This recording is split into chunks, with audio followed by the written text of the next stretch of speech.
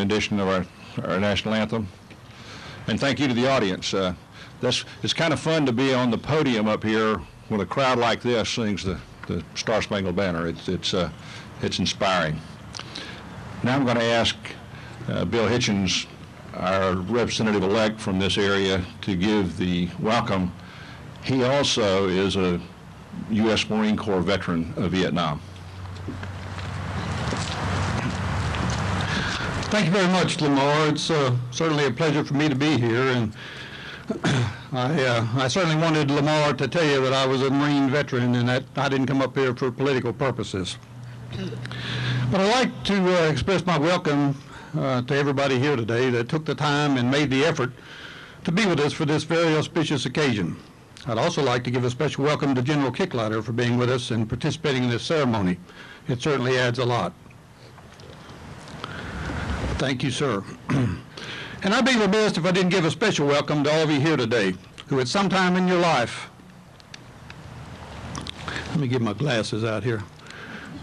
I used large font and thought I could read it, but it's a little darker than.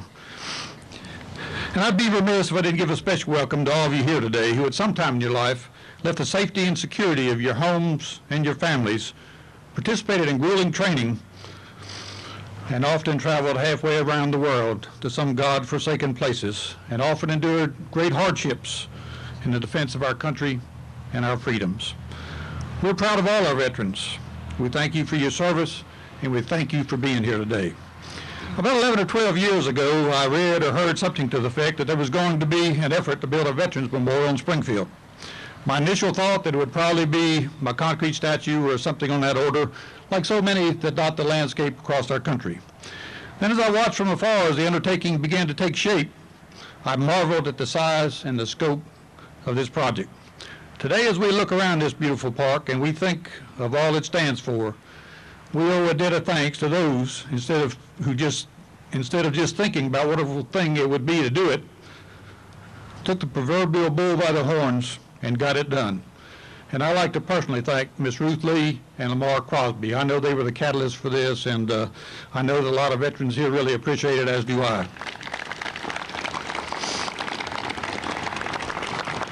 I've visited here many times and have often been accompanied by some of my 10 grandchildren. They are impressed to see my name under the Vietnam War and their Uncle Sam's under Desert Storm. A couple of weeks ago, a 13-year-old grandson and I just happened by, and since he'd never visited the site, we decided to stop. Of course, he saw my name and his Uncle Sam's, but then he became curious and began to peruse the list of names from all the other wars.